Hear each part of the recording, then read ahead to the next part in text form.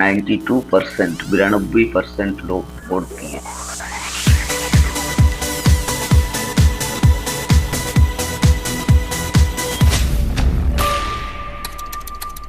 Good evening, good evening. আজকে বিশেষ করে কথা বলবো অনেক কিছু বিষয় নিয়ে, যারা তোমরা আসছো। বিশেষ করে পশ্চিমবঙ্গের ভোট তো শেষ হলো, পশ্চিমবঙ্গের ভোট পর্ব শেষ হলো। পশ্চিমবঙ্গের গতকাল ভোট পর্ব শেষ হলো, 4 তারিখে রেজাল্ট হবে। অনেক কিছুই চিন্তা ভাবনা করার আছে, অনেক কিছু বলার আছে। হয়তো সরকার বদলাবে, সমস্ত কিছু। প্রচুর মানুষ চাইছে পরিবর্তন, হয়তো পরিবর্তন হতে পারে। কিন্তু পরিবর্তনের ফলে কি কি হতে পারে, এটা সম্ভাব্য আর কি, সম্ভাব্য। এটা এই নয় যে এটাই হবে। যেই সরকার আসুক না কেন, যেই আসুক না কেন, কিন্তু একটা জিনিস লক্ষ্য করেছে সবাই, এবারের ভোট পর্বে মানুষ অনেক উৎসাহের সঙ্গে কিন্তু ভোট দিয়েছে। চারিদিক থেকে সবাই বেশ কিছু আমি সোশ্যাল মিডিয়াতে দেখছিলাম, যেমন বালুরঘাট, তারপরে আমাদের উত্তর চব্বিশ পরগনাতে অনেক জায়গাতে বেশ ধুমধাম করে বিয়ে বাড়ির মতো সাজিয়ে এই প্রথম ইতিহাসে দেখা গেল যে ভোট কেন্দ্র একদম একেবারে বেশ সাজিয়ে গুছিয়ে পরিপাটি ভাবে মানুষের আপ্যায়ন করে ভোট গ্রহণ করা হয়েছে। বেশ খুব অনেক একটা অনেক বড় মেসেজ দিল। এটা অনেক বড় যে মানুষ কতটা বুঝতে শিখেছে, পরিবর্তন হয়েছে, সমস্ত কিছু দেখাচ্ছে, সমস্ত কিছু বোঝা যাচ্ছে। যারা ইউটিউব থেকে দেখছে সবাইকে স্বাগত, মোস্ট ওয়েলকাম। আর আম, এই সমস্ত বিষয় নিয়ে আজকে আলোচনা করবো। যারা তোমরা আসছো অবশ্যই অবশ্যই চটপট করে চলে এসো সবাই। আমার ভয়েসটা যদি শোনা যাচ্ছে তাহলে অবশ্যই অবশ্যই জানিও। লাইভটাকে একটু লাইক করে দিয়ে আর শেয়ার করে দিয়ে পাশে থাকবেন সবাই। যারা আসছেন সবাইকে থ্যাংক ইউ।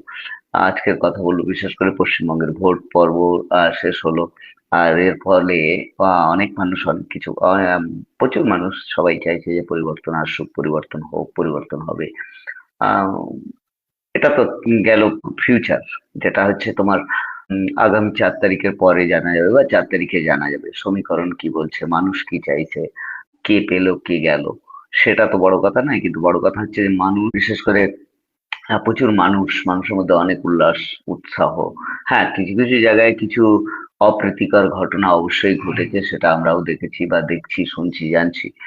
আর এটা নতুন কোনো বিষয় নয়, কিন্তু তা সত্ত্বেও প্রায় 92%, 92% লোক ভোট দিয়েছে। একটা অনেক বড়, পশ্চিমবঙ্গের ইতিহাসে একটা অনেক বড় ইতিহাস তৈরি হলো এবারের ভোট নিয়ে, কোনো সন্দেহ নেই। কিন্তু আহ সব থেকে বড় জিনিস হচ্ছে ভোটের পরের পরিস্থিতি যেটা হয় স্বাভাবিকভাবে, যেটা আমরা দেখে এসেছি আর সাক্ষী হয়েছে বিভিন্ন দুর্ঘটনার, বিভিন্ন মর্মান্তিক ঘটনার। অনেকবার, প্রচুরবার যে সমস্ত মানুষ যারা ভোটে দাঁড়িয়েছে, বা যারা হেরে গেছে, বা যারা জিতে গেছে, বিভিন্ন জায়গায় হিংসা, বিভিন্ন জায়গায় মারামারি কাটাকাটি, মানুষের সঙ্গে উল্লাস বা আনন্দের সঙ্গে ভোট পর্ব শেষ হলো। আর সত্যি সেটা একটা খুব অনেক বড় দিক। মানুষের মনের পরিবর্তন, জাগরুকতা যেটা বলা হয়। মানুষ আজ অনেকটাই নিজেদের অধিকার সম্বন্ধে সচেতন। হুম, সেই সঙ্গে সোশ্যাল মিডিয়ার কথা যদি বলা হয় তাহলে দেখা যায় সোশ্যাল মিডিয়া এমন কিছু, বেশ কিছু সেন্সেশনাল অ্যাক্টিভিটি, কার্যকলাপ বিগত 1 মাস ধরেই চলছে। বিভিন্ন কন্টেন্ট ক্রিয়েটাররা তারা বিভিন্নভাবে তাদের আওয়াজ তুলেছেন, যেমন আমাদের মাঞ্চু দাদা, তিনি কিন্তু অনেক কিছু তুলে ধরেছেন, মানুষকে বোঝানোর চেষ্টা করেছেন। তারপরে বিভিন্ন কন্টেন্ট ক্রিয়েটাররা তাদের রায়, তাদের ভিউজ, তাদের চিন্তাধারা ব্যক্ত করেছেন ভোটের আগে, নিঃসন্দেহে। আর সেটাও একটা অনেক বড় প্রভাব ফেলেছে সাধারণ মানুষের জীবনে, সেখানে কোনো দ্বিধাবোধ নেই। আর এই সোশ্যাল মিডিয়ার জন্য কিন্তু মানুষ অনেক জাগরুক হয়েছে, সজাগ হয়েছে। আর যার ফলে তারা বেশ আগে বাড়ি চাড়কে, মানে আগে বেরিয়ে এসে আরো বেশি ভাবে ভোটে অংশগ্রহণ করেছে। আর যেটা জানি না আগামী দিনে ফল কি হবে। আগামী দিনে ফল কি হবে, ফলটা বড় জিনিস নয়, কিন্তু বড় জিনিস হচ্ছে আমাদের সামাজিক সুস্থতা। সামাজিক সুস্থতা যেন সবার কাছে এটাই কাম্য, যে যেই পার্টি জিতুক, যেই আসুক, তাই তৃণমূল হোক বা বিজেপি আসুক। বিশেষ করে দুটো পার্টি আপনার পশ্চিমবঙ্গে কন্টেস্ট করছে খুব বেশি। হ্যাঁ, আর বাকি বামপন্থীদের তো কোনো খবর পাওয়া যায়নি, কংগ্রেসীদের কোনো খবর পাওয়া যায়নি। মানে একরকম যেটা দেখা যায় খুবই কম। কিন্তু সেক্ষেত্রে যেটা প্রত্যেকটা মানুষের কাম্য, সাধারণ মানুষের যেটা কাম্য, সেটা হচ্ছে যে যেমন সুস্থভাবে শান্তিপূর্ণভাবে ভোট হয়েছে। হ্যাঁ, আমি যেটা আগেও বলেছি, কিছু কিছু জায়গাতে অনেক অশান্তিপূর্ণ ঘটনা এসেছে কয়েকটা জায়গার। কিন্তু আম, যদি ওভারঅল দেখা যায় তাহলে এবারের ভোট পর্ব কিন্তু মানুষ খুব উল্লাসের সঙ্গে ভোট দিয়েছে। মানুষ ইভেন ভোট কেন্দ্রগুলো এত সুন্দরভাবে সাজিয়েছে যেগুলো সত্যি নজিরবিহীন। প্রথমবার দেখলাম যে এত বড় পরিবর্তন, মানে মানুষের মনে এতটা পরিবর্তন, বা ভোট সম্বন্ধে মানুষের মধ্যে এত চিন্তাধারা, এতটা ভালো চিন্তাধারা, এতটা জাগরুকতা। কিন্তু বেশ কিছু বিষয়ে, অনেক কিছু বিষয় আমাদেরকে ভুলে না যাওয়া উচিত। যেটা আমরা সাধারণ মানুষের, আমাদের যেটা প্রাপ্য, যেটা আমরা সাধারণ মানুষ হিসেবে আমরা আশা করব, যেই সরকার আসুক না কেন, তাই পরিবর্তিত সরকার আসুক বা বর্তমান সরকার আসুক, সব থেকে বড় বিষয় হচ্ছে পশ্চিমবঙ্গের শিক্ষা ব্যবস্থা। পশ্চিমবঙ্গের শিক্ষা ব্যবস্থা একটা দিক থেকে যদি দেখা যায়, অনেক অবনতি হয়ে গেছে আজকাল। প্রচন্ড অবনতি মুখে সাধারণ মানুষ। যেটা আমাদের ব্যক্তিগত অধিকার, আমাদের নাগরিকতার অধিকার, সেটা হচ্ছে শিক্ষা, স্বাস্থ্য, তারপরে যে সুবিধাগুলো, যেগুলো আমাদের অনেক সময় আমরা বঞ্চিত হই বা মানুষ বঞ্চিত হচ্ছে। এটা there is no doubt, কোনো দ্বিধা নেই, সন্দেহ নেই, যেটা মানুষ। আর সেই সঙ্গে যেই সরকার আসুক না কেন, যে প্রকল্পগুলো থেকে মানুষ আজ পর্যন্ত সমস্ত সুবিধা পাচ্ছে বা সুযোগ সুবিধাগুলো পেয়েছিল, নতুন সরকার যদি পরিবর্তন হয়, নতুন সরকার অনেক কিছু সমস্যার সম্মুখীন সাধারণ মানুষ অবশ্যই হবে, কোনো ডাউট নেই। কেন, নতুন সরকার যদি সরকার বদল হয়, নতুন সরকার আসবে, নতুন প্রকল্প নিয়ে আসবে, নতুন ভাবে নতুন সবকিছু পরিবর্তন হবে। আর সেক্ষেত্রে বিশেষ করে সাধারণ মানুষ, একটা সাধারণ উদাহরণ দিয়ে দিই। সেটা হচ্ছে যে ঘরের প্রকল্পগুলো চলছিল, ওকে, আর সরকারি ঘর অনেকেই পেয়েছেন ইতিমধ্যে। জাস্ট ভোটের 2 মাস আগে, ইভেন সেই তালিকায় আমার পরিবারও আছে। তো যে দ্বিতীয় দফার যে ফান্ডটা রিলিজ করার দরকার ছিল, সরকার কিন্তু সেটা এখনো করেনি। সেটা এখনো পর্যন্ত অপেক্ষাতে। এই যে ডিফিকাল্টিস, এটা একটা অনেক বড় ডিফিকাল্টিস। সেটা কিন্তু দ্বিতীয় দফার যে ফান্ড ট্রান্সফার, সেটা কিন্তু এখনো পর্যন্ত গভর্নমেন্ট করেনি। তো যেই সরকার আসুক না কেন, যদি বর্তমান সরকার থাকে, তাদের কাছেও আমার অবশ্যই অনুরোধ থাকবে যে আমরা যারা অনেকটা কষ্টের মধ্যে আছি, এরকম যদি বলা যায়, অনেকটা কষ্টের মধ্যে বলতে কি, একটা ডিফিকাল্টিস, আমরা সেই প্রথম চরণের কাজগুলো করে সেইভাবে খোলামেলা জায়গাতেই অনেকেই মানুষরা আছে। আজকে অবশ্যই এটা চিন্তা করার বিষয়। তো নতুন সরকার এলে তাদের কাছে আপিল যে তারা যেন প্রত্যেকটা মানুষকে, শুধু আমার ক্ষেত্রে নয়, আমার মতো পুরো পশ্চিমবঙ্গে অনেক মানুষ আছে, সবার কাছে অনুরোধ থাকবে যে তারা যেন অবশ্যই ফান্ডটা রিলিজ করে। প্রথম বিষয়, তাহলে যে মানুষগুলো কষ্টে আছে, তারা অবশ্যই এই সমস্ত সমস্যা থেকে বেরিয়ে আসতে পারে। দ্বিতীয় বিষয় হচ্ছে, অনেক মানুষ অনেক মানুষ এসআইআর থেকে তাদের নাম হয়তো সাসপেক্ট লিস্টে রাখা হয়েছে, এবং সাসপেক্ট লিস্টে রাখার পরেও এই যে ভোট হয়ে গেল, অনেক মানুষ তাদের ব্যক্তিগত অধিকার, ইউনিভার্সাল অ্যাডাল্ট ফ্র্যাঞ্চাইজি যেটাকে আমরা বলি, ভোট মতাধিকার বা ভোটের অধিকার, সেটা থেকে বঞ্চিত হয়েছে। সেই সমস্ত লিস্ট গুলোকে যেন শুধরানো হয় খুব তাড়াতাড়ি। এটা একটা সাধারণ মানুষ বা নাগরিক হিসেবে আমারও আপিল সরকার বা ইলেকশন কমিশন অফ ইন্ডিয়ার কাছে। পশ্চিমবঙ্গের ক্ষমতায় মোদি আসলে মমতা যেটা দিচ্ছে সেটাও পাবে না তোমরা। আপনি ব্যক্তিগতভাবে এ ধরনের কমেন্ট করবেন না। কে কি পেলো না পেলো সেটা কথা না। পাওয়া না পাওয়াটা বড় জিনিস নয়। পাওয়া না পাওয়াটা বড় জিনিস নয়। আমি কোনো সরকারের পক্ষে থেকে কথা বলছি না। আমি ব্যক্তিগতভাবে সাধারণ মানুষের কষ্টের কথা বলছি। তো আমার জায়গাতে আপনি নিজেকেও রেখে কথা বলবেন অবশ্যই। That is Jasimuddin Sheikh. কোথা থেকে বলছেন? অসংখ্য ধন্যবাদ। Thank you. কে কি পেলো, কে কি পেলো না, এই এই সমস্ত কথাগুলো তো সম্পূর্ণ দাদাগিরির মতো কথাবার্তা হয়ে গেল আপনার। তো এই ধরনের ফালতু কথাবার্তা বলে তো কোনো লাভ নেই। সাধারণত যখন আমরা আলোচনা করছি, ইয়েস, মানুষ আজকে জাগরুক, মানুষ সবাই বোঝে জিনিসটা, যে কতটা কি হচ্ছে। আর আমরা সবাই জানি, আপনি জানেন, আমি জানি, আমরা সবাই জানি যে কোন পরিস্থিতিতে কোথায় কি চলছে। তো সেটা বড় জিনিস নয়। বড় জিনিসটা হচ্ছে যে যে সমস্যা যদি পরিবর্তন হয়, অবশ্যই নতুন সরকার যদি আসে, তাহলে নতুন সরকারের সময় লাগবে অবশ্যই। আর সমস্ত কিছু সেট আপ করতে, ইয়েস, প্রত্যেকটা সরকারের আলাদা ম্যানিফেস্টো আছে, বা প্রত্যেকটা পার্টির আলাদা ম্যানিফেস্টো আছে, তারা তাদের ম্যানিফেস্টো অনুযায়ী কাজ করবে অবশ্যই, সেক্ষেত্রে নো ডাউট। দ্বিতীয়ত হচ্ছে সেটা যাই হোক, আলটিমেটলি সাধারণ মানুষের জন্যই সরকার, তাই না? সরকারের জন্য মানুষ নয়, মানুষের জন্য কিন্তু সরকার। আর এটা আমাদের ব্যক্তিগত অধিকার, এটা কোনো রাজনৈতিক নয়, এটা আমাদের সাংবিধানিক অধিকার। আমার দেশ, আমার রাজ্য, আমার সরকার, যাই হোক, যেই আসুক না কেন, এটা আমাদের ব্যক্তিগত সাংবিধানিক অধিকার। আর সেক্ষেত্রে কে পাবে না পাবে সেটা ডিসাইড আমরা নিজেরাই করব। আপনি করবেন, আমরা করব, সমস্ত দেশের জনগণ করবে।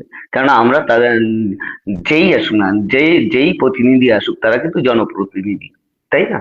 আর তাই গণতান্ত্রিক রাজ্যে বা ডেমোক্রেটিক রাজ্যে it depends, the power depends ultimately on people, right? তো যেটা ব্যক্তিগত হবে, তো এই ধরনের কমেন্ট গুলো করবেন না। এটা কিন্তু আপনার সম্পূর্ণ ব্যক্তিগত চিন্তাধারা। কে কি পাবে, কে কি পাবে না, পাওয়া দেওয়া, পাওয়া না পাওয়া নিয়ে কথা হচ্ছে না। কথাটা হচ্ছে যে প্রচুর মানুষ, বিশেষ করে পশ্চিমবঙ্গে যদি দেখা যায়, প্রচুর মানুষ কিন্তু যেটা ব্যক্তিগত বিষয়। আজকে সব থেকে বড় জিনিস হচ্ছে শিক্ষা ব্যবস্থা, যেটা অবশ্যই অবশ্যই শিক্ষা ব্যবস্থা অবশ্যই পরিবর্তন আসা চাই পশ্চিমবঙ্গে, নিঃসন্দেহে, কোনো ডাউট নেই। আর দ্বিতীয়ত হচ্ছে, যদি আমরা করাপশনের যদি কথা বলি, তো সেটাও সম্পূর্ণ, আমরা অনেক সময় বিভিন্ন ডিপার্টমেন্টকে দায়ী করি, সমস্ত কিছু তার জন্য কিন্তু দায়ী আমরা নিজেরাই। প্রথম বিষয়, আমরা কখনো এই সমস্ত বিষয় নিয়ে কখনো আওয়াজ তুলি না। একটা সাধারণ জিনিস আমরা বলি, যারা আপনারা কথা বলছেন সোশ্যাল মিডিয়াতে এসে এইভাবে কথা বলাটা অনেক সময় হয়তো নেগেটিভ আসবে, হয়তো নেগেটিভিটি হবে, হয়তো বলবেন যে আপনি কেন করেছেন, বা আপনি কেন ব্যবহার করছেন, বা মানুষ কেন করবে, মানুষ কেন প্রতিবাদ করে না। দেখো, সব থেকে বড় জিনিস, আমরা অনেক সময় প্রতিবাদ বলতে ভাঙচুর, লড়াই, এই সমস্ত কিছুই বুঝি, এটা মনে করি। কিন্তু গণতান্ত্রিক সমাজে বা গণতান্ত্রিক রাজ্যে বা দেশে সব থেকে বড় জিনিস হচ্ছে, এটা প্রতিবাদ বলে কোনো কথা নেই। আমাদের যে অধিকার, আমাদের যেটা বোঝার প্রয়োজন, সেটাকে আমরা তুলে ধরার চেষ্টা করি শান্তিপূর্ণভাবে। তো দ্যাট ইজ নাও, যেটা পুরোনো কথা, যেটা আমি আলোচনা করছিলাম, যেটা আমার আলোচনা করার বিষয় ছিল, যেটা আমার আপিল প্রত্যেকটা মানুষের কাছে বলতে কি, প্রত্যেকটা সরকারের কাছে বা প্রত্যেকটা পার্টির কাছে, পার্টি যেই হোক, চাই বিজেপি হোক বা তৃণমূল হোক বা কংগ্রেস হোক বা সিপিআইএম, যে কোনো পার্টি যেই হোক না কেন, সবার কাছে এটাই অনুরোধ, যেন উম, জনপ্রতিনিধি হিসেবে সবাইকে, যাদেরকে নিয়ে আসা হয় বা যারা আসে বা যারা জনপ্রতিনিধি হয়, সব থেকে বড় জিনিস যেটা আমরা ফেস করি সাধারণ মানুষ, যে মানুষ যখনই কিছু সহায়তা বা সাহায্যের দরকার হয়, যখন পৌঁছায় কোনো অফিসে বা কোনো নেতার কাছে, এটা অবভিয়াসলি পুরোনো দিন থেকেই চলে আসছে, বহু বছর ধরেই চলে আসে, সবাই ফেস রেকগনিশনটাই দেখে। ওকে। আর বিশেষ করে পশ্চিমবঙ্গের কথাই বলি, পশ্চিমবঙ্গে মানুষ তো সব থেকে বেশি ফেস রেকগনিশনটাই করে, রাইট? ফেস রেকগনিশন করেই কাজ করার চেষ্টা করে। তো এটা দেয়ার ইজ নো ডাউট, কেউ মানুক আর না মানুক সেটা কোনো বড় যায় আসে না, কিন্তু এটা এটা সত্যি, এটা বাস্তব, এটা হয়। যাই হোক, কথা হচ্ছে যে যে আমরা যখন ভোট দিই, আশা রাখি, বা ভোট অংশগ্রহণ করি, তখন আমরা কিন্তু আমাদের সিদ্ধান্তটাই দিই। তাই আমাদের প্রতিনিধি যদি কোনো ভুল করে, সে ভুলটা কিন্তু আমাদের নিজের, প্রত্যক্ষ বা পরোক্ষ ভাবে আমরা সবাই ওতপ্রোত ভাবে জড়িত। তো সেজন্য কোনো নেতা বা কোনো মন্ত্রী বা কারোর উপরে আঙুল তোলার আগে আগে নিজেদের সিদ্ধান্তটাকে একবার বিচার করে নেবেন সবাই। যারা কমেন্ট করছেন তাদেরকে অবশ্যই থ্যাংক ইউ সো মাচ। আর yes, change is always accepted, but then the notion should be always for in favor of people. হ্যাঁ, সেটাই যেটা আমার বলার কথা, সেটাই। যাই হোক, বর্তমান সরকার কন্টিনিউ করে, তাহলে সেখানেও কিন্তু অনেক পরিবর্তন হবে, অবশ্যই অনেক নতুন প্রকল্প হয়তো নিয়ে আসবে, হয়তো নতুন ডেভেলপমেন্ট কিছু হবে, বা অনেক কিছু চেঞ্জ হতে পারে। কিন্তু কথা হচ্ছে যে আপিল এটাই, যে সুস্থভাবে যখন আমরা ভোটটা করেছি, অবশ্যই যেন আগামী দিনেও সে যেই পার্টি জিতুক, কোনো সিম্বল নয়, কিন্তু মানুষের উন্নয়নে যে যারা কাজ করবে, অবশ্যই সবাইকে স্বাগত। আর আমরা মন থেকে চাই যে সবাই, সে যে এই পার্টি জিতুক না কেন, মানুষের পাশে যেন সবাইকে, শুধুমাত্র যেমন ভোটের সময় সবাইকে পাওয়া গেছে সে তেমন নয়, ভোটের পরেও যেন সবাই থাকে, এটাই হচ্ছে আবেদন। বাকি কিছু মানুষ আছে যারা ফ্যানাটিসিজম করে, যারা এসে অনেক রকম উস্কানিমূলক মন্তব্য করবে, অনেক কিছুই করবে, এটা হবে। কিন্তু এই সমস্ত কিছুতে কান না দিয়ে যেন সাধারণ মানুষ যারা ভোট দিয়েছে, সাধারণ মানুষ বা জনতা যারা ভোট দিয়েছে, এই কারণেই সবাই ভোট দিয়েছে যে যেন সুস্থভাবে তাদের আগামী দিনগুলো এই রাজ্যে কাটে। এটা হচ্ছে ব্যাপার, সব থেকে বড় জিনিস। তো সেক্ষেত্রে কোনো বিরোধিতা নয়, কোনো যেই সরকার আসুক না কেন, আমার আমার প্রশ্ন হচ্ছে প্রথমত, যেটা এসআইআর এ যে সমস্ত মানুষগুলো বাদ পড়ে গেছে, যারা অ্যাকচুয়ালি বলা যায় যে কিছুটা টেকনিক্যাল এরারও আছে, বেশ কিছু ভোটার তালিকা সংশোধনে আছে অবশ্যই। দ্বিতীয়ত, এমন কিছু বিষয় লক্ষ্য করা গেছে পশ্চিমবঙ্গে এসআইআর এ, আহ, অনেকে যারা বিশেষ করে প্রত্যন্ত গ্রাম এলাকায় যেখানে বিএলও যারা আছে, তারা কিন্তু অনেকে কাজ করেনি। অ্যাকচুয়ালি যদি পরীক্ষা করা যায়, এটা সোশ্যাল মিডিয়াতে বলাটাও ঠিক না, কিন্তু অ্যাকচুয়ালি যদি দেখা যায়, অনেক বিএলওরা তাদের কিন্তু তারা নিজেরাই ভোটের অধিকার থেকে বঞ্চিত। খুব মানে আজব গল্প। এই বিষয়গুলো নিয়ে অবশ্যই সমাজে আমাদেরকে মাথায় রাখতে হবে, যেন আগামী দিনে আমাদের শিক্ষা ব্যবস্থা, স্বাস্থ্য ব্যবস্থা, এই সমস্ত, বিশেষ করে শিক্ষা ব্যবস্থাটা অবশ্যই অবশ্যই উন্নত হওয়া দরকার।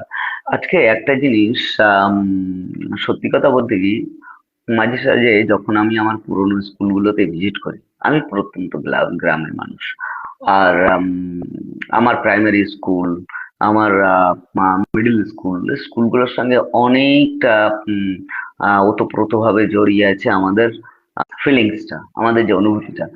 তো যখনই আমরা যাই আমাদের স্কুলগুলোতে, পুরোনো স্কুলগুলোতে যখনই যাই, আজকে পশ্চিমবঙ্গের যে সরকারি প্রাইমারি স্কুলগুলো আছে, বিশেষ করে আমার প্রাইমারি স্কুলটাতে যদি যান, চারিদিকে জরাজীর্ণ হবে, যেন অনেক বেহাল হয়ে পড়ে আছে। নতুন জলের মেশিন লাগিয়ে রেখেছিল বেশ আজ থেকে 5-7 বছর আগে, কিন্তু সবগুলো অকেজো, কোনো কাজ করে না। এই সমস্ত বিষয়গুলো সাধারণ মানুষের অধিকার, আমাদের অধিকার। অবশ্যই আমরা সেজন্যই কিন্তু আপনাদের উপর দায়িত্ব দিই যে আপনারা যেন আমাদের সুস্থভাবে হেল্প করেন বা সাহায্য করেন, বা আমাদের চারিদিকটা যেন সুস্থভাবে ডেভেলপ করে। এটাই, এর থেকে বেশি বড় কিছু কোনো মানুষই কিন্তু আশা করেন না। ওকে। যাই হোক, এই সমস্ত বিষয় নিয়ে কথা বলছিলাম। হয়তো অনেকের খারাপ লাগতে পারে, হয়তো অনেকের ভালো লাগতে পারে। এটা কোনো রাজনীতিগত ভাবে কথা নয়, এটা সরাসরি আমাদের অনুভূতির প্রকাশ। অনেকক্ষণ কথা বললাম, হয়তো আমার এই ভিডিওটা নিয়ে, লাইভটাকে নিয়ে অনেকে অনেক কিছু বলতে পারে, কিন্তু সব থেকে বড় কথা হচ্ছে যে বেশিরভাগ গ্রামীণ মানুষ যারা সরকারি সাহায্যের আওতায় আছে বা চলছিল এতদিন, তারা কিন্তু অনেকটা সমস্যার সম্মুখীন হবে অবশ্যই। সেক্ষেত্রে যদি নতুনরা আসে, তাহলে নতুনরাই বলবে যে তোমরা আমাদেরকে ভোট দাওনি বা এই করোনি, বা পুরনো যারা আছে তারা বলবে একটু সময় লাগবে, সবে ভোট হলো। এই করতে করতে হয়তো দেখা গেল 2 মাস, 4 মাস, 5 মাস এভাবে আহ গড়িয়ে যাবে অবশ্যই। আর তার জন্য সবাইকে প্রস্তুত থাকতে হবে। পরিবর্তনের নিয়ম সময় নিয়ে ধীরে ধীরে সবকিছু গড়ে ওঠে, সময় অবশ্যই লাগবে। তৃতীয় বিষয় যেটা নিয়ে আলোচনা করার ছিল, কালকের যে ভিডিওটা খুব ভাইরাল হয়েছে ওড়িশার কেওঝাড়ের যে মৃত বোনের লাশ নিয়ে দাদা ব্যাংকে পৌঁছেছে। আর এটা সব থেকে অনেক বড় কালো ধাব্বা আমাদের মানব সমাজের সব থেকে একটা অনেক বড় অপমানজনক, খুব বড় আঘাত, মানসিক ভাবে আঘাত পেয়েছি। যে এই ধরনের ঘটনা ঘটতে পারে, এটা বাস্তব। আমি তোমাদেরকে বলি, 3 বছর আগে আমার বাবা মারা গেছিল। তো আমার বাবার একটা এফডি ছিল ব্যাংকে, আমাদের বসিরহাটের ইন্ডিয়ান ব্যাংকে। তা আমি যথারীতি আমার বেশভূষাতেই, ধুতি পরা বেশভূষাতেই আমি ব্যাংকে গেলাম, আবেদন করলাম সমস্ত কাগজপত্র নিয়ে। যেহেতু আমি একটু পড়ালেখা জানি, তাই আমি আম, জিনিসগুলো বুঝতে পারি অবশ্যই, আর ব্যাংকিং সেক্টরটা ভালোই বুঝি বেশ।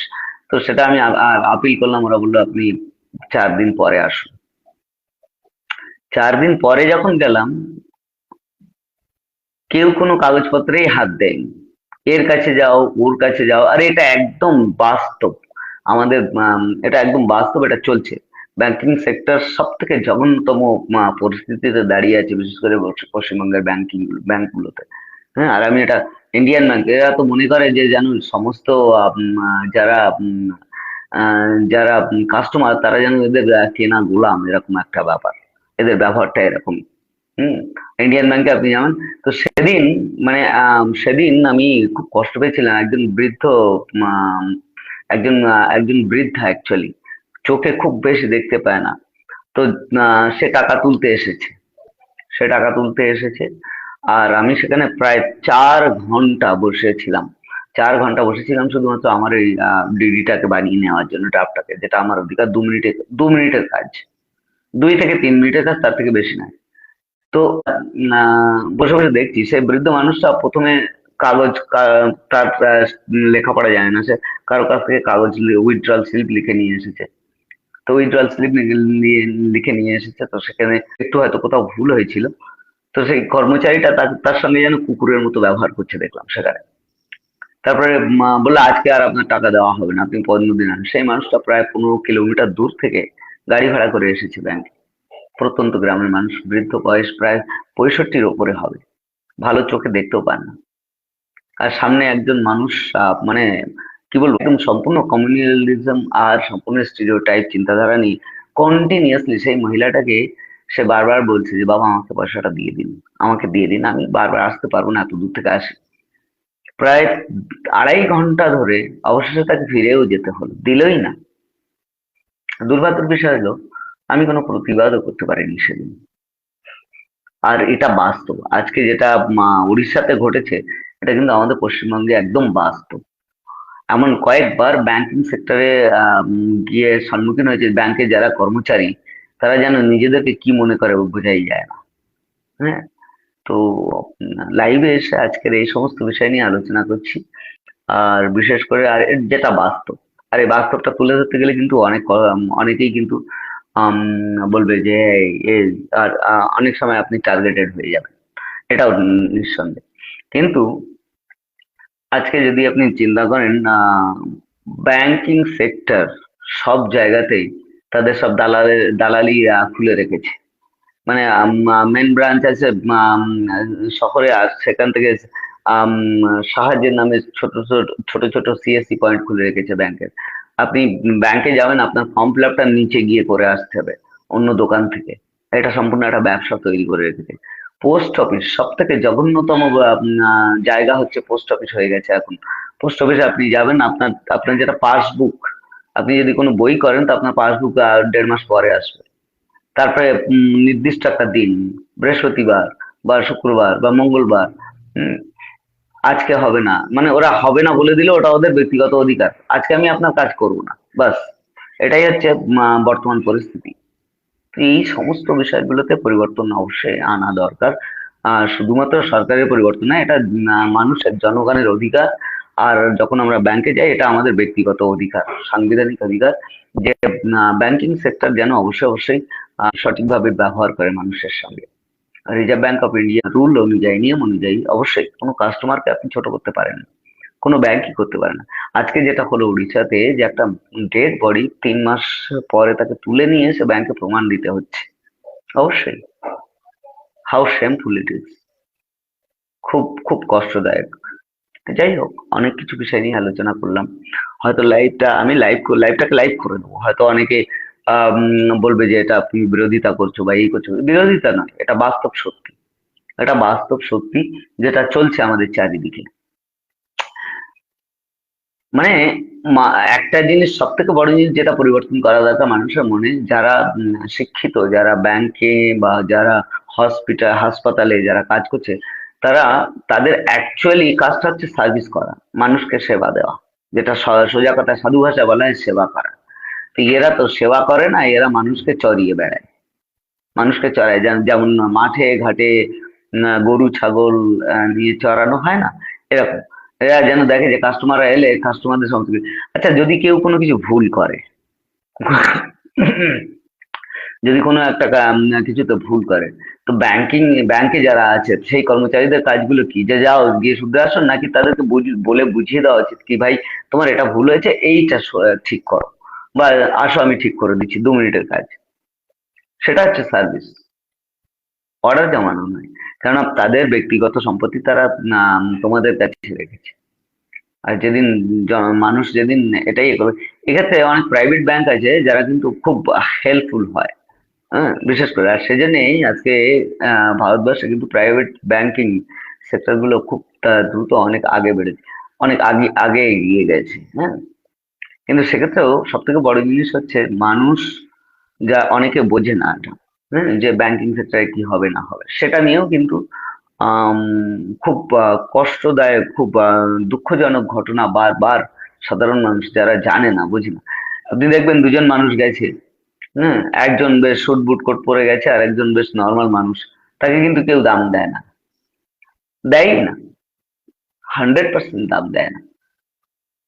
তো এটা হচ্ছে আমাদের সমাজের সব থেকে বড় কালো চশমা। হ্যাঁ, যাই হোক, অনেকক্ষণ ধরে বকবক করলাম।